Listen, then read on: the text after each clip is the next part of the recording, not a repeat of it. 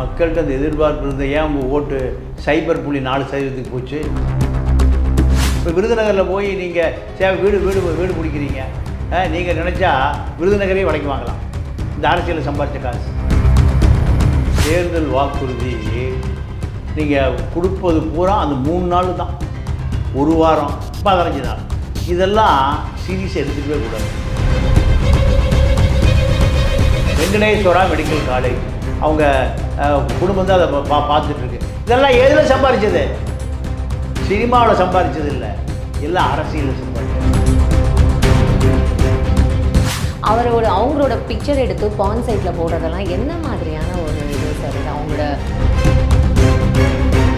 அரசியல் ஒரு முதல் போடாத ஒரு தொழிலுமா.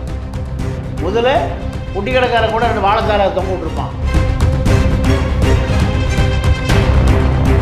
கல்யாணத்துக்கு போய் ஒரு 2000 மொய் எழுதிட்டா 10 வருஷம் அடிமையாயிருக்கும்.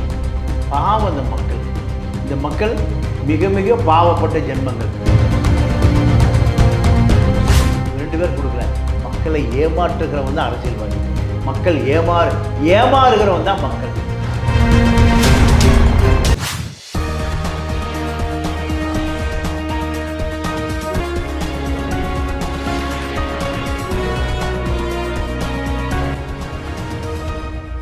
வணக்கம் நேயர்களே, இது தமிழக அரசியல் களம். ஏப்ரல் 19 எல்லாருமே ஓட்டு போடுறதுக்கு கண்டிப்பாக ரெடி ஆகிடுங்க. மை ஓட் மை ரைட், அது யாருமே மறக்காதீங்க. இன்றைக்கி நம்மளோட தமிழா பாண்டியன் சார் இருக்கார். நிறைய விஷயங்கள் அவர்கிட்ட பேசி தெரிஞ்சுக்க போகிறோம். நிகழ்ச்சிக்கு போகலாம். வணக்கம் சார். சார், இப்போது விருதுநகரில் விஜய் பிரபாகரை ஜெயிக்கணும் அப்படின்றதுக்காக எல்லாம் கூட்டணி கட்சிகள், முக்கியமாக ஏடிஎம்கே இபிஎஸ் அவர்களே ரொம்ப முக்கியமாக பிரச்சாரத்தில் அவரே ஈடுபட்டு, அது மட்டும் இல்லாமல் ராஜேந்திரன் பாலாஜி அவர்களுக்கும் சரி, இல்லை விஜயபாஸ்கர் அவர்களுக்கும் சொல்லி பிரச்சாரத்தில் ரொம்ப ஈடுபட்டு, இப்போ விஜய் பிரபாகரன் அவர் அந்த விருதுநகர் தொகுதியில் ரெண்டுக்கே வீடு பார்க்குறதா மாதிரி தேமுதிக, அதாவது அவங்க அம்மா பிரேமலதா விஜயகாந்த் அவங்க சொல்லியிருக்காங்க. எங்கள் வீட்டுக்கு கூட வர்றதில்லை, இப்போ விருதுநகரில் ரெண்டுக்கு வீடு பார்த்துட்டு, வாடகைக்கு வீடு பார்த்துட்டு, அங்கேயே மக்களுக்காக எவ்வளோ நல்லது செய்யணும் அப்படின்ற மாதிரி பண்ணுறதுக்காக அங்கே போயிட்டார் விஜய் பிரபாகரன் அவர்கள் அப்படின்னுட்டுன்னு. அப்போ நம்ம அந்த மாதிரி விஜயகாந்த் சார் மாதிரி அவங்களையும் அந்த மாதிரி பார்க்கலாமா சார்? உண்மையாகவே மக்களுக்கு அந்த எதிர்பார்ப்பு இருக்குல்ல சார்? மக்கள்கிட்ட அந்த எதிர்பார்ப்பு இருந்த ஏன் உங்கள் ஓட்டு 0.4% போச்சு? 14% இருந்த வாக்கு ஈரோடு கிழக்கில் எவ்வளவு 1/2% கீழே ஏன் போச்சுன்னு கேட்குறேன். மக்களுக்கு நீ சேவை செஞ்சுருந்தீங்கன்னா. இப்போ விருதுநகரில் போய் நீங்கள் வீடு பிடிக்கிறீங்க, நீங்கள் நினச்சா விருதுநகரையே விலைக்கு வாங்கலாம். இந்த அரசியலில் சம்பாதிச்ச காசு. விருதுநகரையே விலைக்கு வாங்கலாம். நீங்கள் பாண்டிச்சேரியில் பிரம்மாண்ட மெடிக்கல் காலேஜ் இருக்குது, வெங்கடேஸ்வரா மெடிக்கல் காலேஜ். அவங்க குடும்பம் தான் அதை பார்த்துட்ருக்கு. இதெல்லாம் எதில் சம்பாதிச்சது? சினிமாவில் சம்பாதிச்சது இல்லை, எல்லாம் அரசியலில் சம்பாதிச்சது. அரசியல் ஒரு முதல் போடாத ஒரு தொழிலுமா. முதல்ல பொட்டி கடைக்காரன் கூட 2 வாழைத்தார தொங்க விட்டுருப்பான். அரசியல்வாதி வாழைத்தார கூட தேவையில்லை, வாய் இருந்தால் போதும். வீடு பிடிக்கிறாங்க போய் விருதுநகரில். ஏன் இத்தனை ஆண்டுகாலம் ஏன் விருதுநகர் பக்கம் போகல? இப்போ ஜெயிக்கணும், அதுக்காக விருதுநகரில் வீடு பிடிப்பீங்க. வீடு பிடிச்சிட்டு ஜெயித்த பிறகு விருதுநகர் பக்கமே போக மாட்டேங்க. ஏன்னா மாணிக்க தாகர் அங்கே போகிறதே இல்லை. அவர் தான் இப்போ ஜெயிக்க போகிறார், காங்கிரஸ். ஆமாம். இப்போ ஏன்னா 2 முறை அவர் தான் 10 வருஷமாக அவர் தான் எம்பி. ஜெயிச்சுட்டு அவருக்கு வீடு எங்கே தெரியுமா இருக்குது? அவருக்கு டெல்லியில் இருக்குது வீடு. ஆமாம் சார். அவர் மக்களுக்கு என்ன செஞ்சாருன்னு தெரியல. ஆனால் யார் வீட்டில் விசேஷம் இன்விடேஷன் வச்சா உடனே அவர் அங்கே அந்த இன்விடேஷனுக்கு மதித்து அவங்க வீட்டுக்கு போய் அந்த ஃபங்க்ஷன் அட்டென்ட் பண்ணுவார் இல்லை சார்? அந்த அளவுக்கு மக்கள் மனசில் பரவாயில்ல, நம்ம வீட்டுக்கு பத்திரிக்கை வச்சா வந்துடுறாருன்ற அந்த மன சந்தோஷத்தையாவது அவங்க கொடுக்குறாரு போல இருக்கு. குறைந்தபட்சம் அதுதான் குறைந்தபட்சம். இந்த மக்களுக்கு கல்யாணத்துக்கு போய் ஒரு 2000 மொய் எழுதிட்டா 10 வருஷம் அடிமையாயிருவான். பாவம் இந்த மக்கள் மிக மிக பாவப்பட்ட ஜென்மங்கள். ஏன்னா இவனுடைய அதிகாரம், அரசியல், கல்வி, வேலைவாய்ப்பு, இவனுடைய அத்துணை உரிமைகளும் அங்கே 0. விருதுநகர் பாராளுமன்ற தொகுதிக்குள்ளே சிவகாசி வருது. பட்டாசு தொழிற்சாலையில் ஒரு வருஷத்துக்கு 200 பேர் எரிஞ்சு செத்துறான். பட்டாசா செத்துறான். அவனுக்கு வாரியம் இருக்கா? பட்டாசு நல வாரியம் இருக்கா? இல்லை. பெரும் முதலாளிகள் அவர்களை பட்டாசாக தான் வச்சுருக்கான். பற்றி விட்டால் எரிஞ்சு போகிற ஆளாக தான் வச்சுருக்கான். இதுவரை அங்கே பட்டாசு தொழிற்சாலையில் இறந்து போனவர்களுக்கு அவசர கால மருத்துவமனை இல்லை, இஎஸ்ஐ இல்லை, பிஎஃப் இல்லை. வேலை செய்கிறவனுக்கு அரசு கொடுக்குற எந்த வாக்குறுதியும் இல்லைம்மா. அப்போ மாணிக் தாகூர் அங்கே என்ன பண்ணார்? இப்போ விஜய் பிரபாகரமா என்ன பண்ண போகிறாரு? 2 பேரும் ஒன்றும் பண்ண போகிறதில்ல.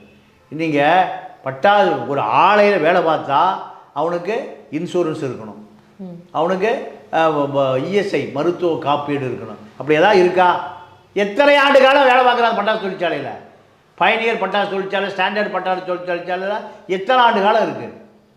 அப்போது பட்டாசு தொழிலாளிக்கு எந்த விதமான இன்சூரன்ஸும் கிடையாது. எத்தனை ஆண்டு காலமாக இருக்குது? இதை விஜய் பிரபாகரன் வாக்குறுதி கொடுத்தாரா? இல்லை பழைய வாக்குறுதிவாது மாணிக் தாகூர் கொடுத்தாரா? 2 பேர் கொடுக்கல. மக்களை ஏமாற்றுகிறவன் தான் அரசியல்வாதி, மக்கள் ஏமாறுகிறவன் தான் மக்கள். சார், இப்போ அடுத்த ஒரு கேள்வி. இது வந்து தமிழிசை அவர்கள் பற்றி சார். அவங்க வந்து ரீசெண்டாக ஒரு ஜூம் மீட்டிங்கில் பேசிகிட்டே இருக்கும்போது, இது கொஞ்ச நாள் முன்னாடி நடந்த ஒரு சம்பவம் தான், அவங்களோட பிக்சர் எடுத்து பான் சைட்டில் போடுறதெல்லாம் என்ன மாதிரியான ஒரு இது சார்? இது அவங்க எந்த மாதிரியான ஒரு பொசிஷனில் இருக்காங்க? அவங்க யார்? அவங்க என்றைக்குமே அநாகரிகமாக யாரையும் பேசுனது கூட நம்ம இது பண்ணதில்லை. அப்படி இருக்கும்போது அவங்கள பற்றி இந்த மாதிரி ஒரு பான் சைட்டில் அவங்களோட பிக்சர் எடுத்து போடுறதுன்றதெல்லாம் எந்த லெவலுக்கு இறங்கி இந்த மாதிரி வேலை? இல்லை, அது ரொம்ப, அதாவது அரசியல் தரம் தாழ்ந்து போய்விட்டது என்பது இதுதான் அடையாளம். ஏன்னா அரசியலை சந்திக்கணும். தனிப்பட்ட முறையில் உருவத்தை கேலி செய்வது, அவர்களுடைய தனிப்பட்ட வாழ்க்கை விமர்சிப்பது, இதெல்லாம் நீங்கள் திமுக கைவந்த கலை. நீங்கள் காமராஜர் கருவாட்டிக்காரி பையன்னு பேர் சொன்னாங்க. அவங்க அம்மா கருவாடு விற்கிது, கருவாடு தான் விற்றுது, கொள்ளையடிக்கலையே, யார் சொத்தையும் ஏமாத்தலையே. காமராஜ் வீட்டுக்கு போகிறாரு, ஒரு பைப்பு வீட்டுக்குள்ளே இருக்குது. ஏது இந்த பைப்புன்னு கேட்குறாரு. தெரு பைப்பு வீட்டுக்கு கொண்டு வந்து போட்டான்னாரு அந்த அம்மா. என்னால் தெருவில் போய் பிடிக்க முடியலடா, அதனால் தெரு பைப்பு கொண்டு வந்து இங்கே போட்டாங்கன்னு கழட்டி தெருவில் போட சொன்னார். நான் வயசானவ நடந்து போக முடியாது, அதனால் இங்கே வந்து எல்லா பொம்பளையும் பிடிச்சிட்டு போக சொல்லிட்டேன். அதனால் தெருவில் இருக்கிற பைப்பு வீட்டு பக்கத்தில். ஒரு நாள் ஃபேன் ஒன்று ஓடிட்டு இருந்தது, ஏதுன்னு கேட்டார். ஆர் வெங்கட்ராமன், இப்போ ஜனாதிபதியாக இருந்து எல்லாம் இறந்து போயிட்டார். அவர் வந்தார், விசிறி வச்சு வீசிகிட்டு இருந்தேன், அவருக்கு ஒரு விசிறியை கொடுத்தேன். அப்போ அவர் அமைச்சர். யார்? காமராஜர் அமைச்சரவையில் ஆர் வெங்கட்ராமன் ஒரு அமைச்சர். அவருக்கு ஒரு ஓலை விசிறியை கொடுத்தேன், நான் ஒரு விசிறியை வச்சு வீசிகிட்டு இருந்தேன், ஏன்னா பார்த்துட்டு போனார். உடனே இப்போ கொஞ்சம் நேரத்தில் ஒரு ஆள் கொண்டு பேனை மாட்டி விட்டு போயிட்டான். அந்த கரண்ட் காத்தாடி ஓடிட்டு இருக்கடான்னாரு. கழட்டி கொண்டு கொடுத்துட்டு வர சொன்னார். தலைவர்கள் நீங்கள் ஓமந்தூர் ராமசாமி ரெட்டியார், அவர் வந்து தமிழ்நாடு, கேரளா, கர்நாடகா, ஆந்திரா எல்லாத்துக்குமான முதலமைச்சர். சென்னை ராஜதானியினுடைய முதலமைச்சர். அப்போ அவர் ஊர் வந்து நீங்கள் திண்டிவனத்திலிருந்து பாண்டிச்சேரி போகிற வழியில் இருக்குது ஓமந்தூர். அங்கே போயிட்டு வந்து கெஸ்ட் ஹவுஸில் தங்கியிருக்கார். கெஸ்ட் ஹவுஸில் தங்கியிருக்கும்போது கெஸ்ட் ஹவுஸில் ஒரு பலாப்பழம் பழுத்து தொங்குது. அந்த வாட்ச்மேன் என்ன பண்ணுறான், ஐயாவுக்கு இதை கொண்டு குடியான வெட்டி காரில் டிக்கியில் வச்சுட்டான். அப்போது அந்த டிரைவருக்கு கொண்டு வந்து பலாப்பழத்தை அறுத்துட்டு இருந்திருக்கார் வீட்டில். யார் வீட்டில்? ஓமந்தூரா ரெட்டியார் ஒரு 5 ஸ்டேட்டுக்கு முதலமைச்சர் வீட்டில். ஏதுடா அந்த பலாப்பழம் கேட்டிருக்காரு. ஐயா, நம்ம விழுப்புரம் கெஸ்ட் ஹவுஸில் இருந்தது, அந்த செக்யூரிட்டி கொடுத்தான்னு. இதை உடனே சஸ்பெண்ட் பண்ண சொல்லிட்டார்.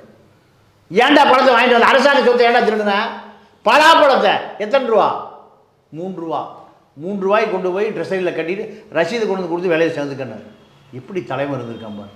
இப்போ என்னடானா ஊர் சொத்தை கொள்ளையடிப்பதற்கான அத்தனை கார்ப்பரேட் முதலாளிகள், பச்சைமுத்தூர் வேட்பாளர், ஏசி சண்முகம் ஒரு வேட்பாளர், ஜெகத்ரட்சகம் ஒரு வேட்பாளர், பல ஆயிரம் கோடி விமானம் வச்சிருக்கிற தயாநிதி ஒரு வேட்பாளர், கலாநிதி அவருக்கு அண்ணன், சன் டிவியில் பல 1000 கோடி வருது. இவர்கள் தான் நமக்கு வேட்பாளர்கள். கணக்கு ஆற்றல் அசோக் ஈரோட்டில் 650 கோடி ரூபா கணக்கு. இதில் சிதம்பரம் மகன் ஒரு பெரிய பல நாடுகளில் சொகுசு பங்களா வச்சுருக்கிறவர். அவர் எழுத்து நிற்கிறவர் தேவநாதன் யாதவ்.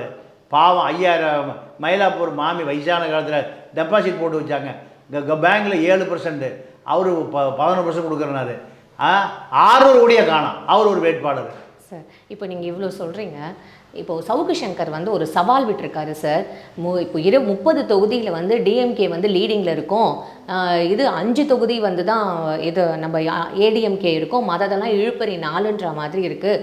இப்போது நான் ஏடிஎம்கே வந்து அவங்களோட இருக்க தொண்டர்களுக்கு ஒரு சவால் விடுறேன், எப்படியாவது 20+5 கொண்டு வந்துட்டீங்கன்னா இபிஎஸ் அவர் கையால் உங்கள் எல்லாருக்குமே தங்க செயின் வந்து பரிசாக வரும் அப்படின்னு சொல்லிட்டு சவால் விடுறேன்ற மாதிரி சவுக்கு சங்கர் சொல்லியிருக்காரு சார். சவுக்கு சங்கர் அதிமுகவின் பிரசாந்த் கிஷோர் சவால் தான் விடுவார். அவருக்கு ஒரு பெரிய தொகை கொடுக்கப்பட்டிருக்கு.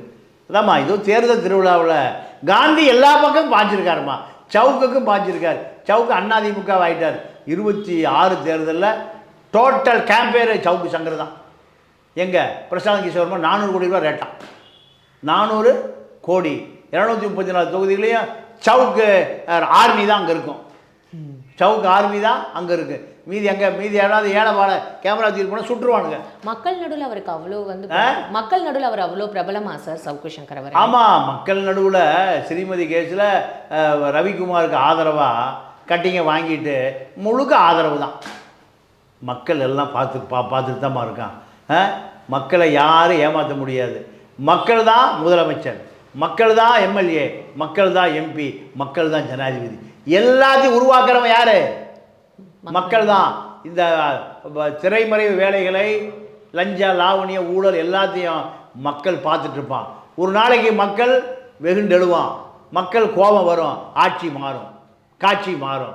எல்லா கட்சியும் பிரபலமாக இருக்கக்கூடிய பல கட்சிகள் எங்கே போச்சுன்னே தெரியல. எம்ஜிஆர் இருக்கிற போது கருணாநிதி 10 வருஷ காலம் வனவாசம் போயிட்டார். இப்படியெல்லாம் பல வரலாறுகள் நம்மளும் பார்த்துருக்கோம். அதே போல் வரலாறுகள் மாறும், காட்சிகள் மாறும், ஆட்சிகள் மாறும். நன்றி, வணக்கம்.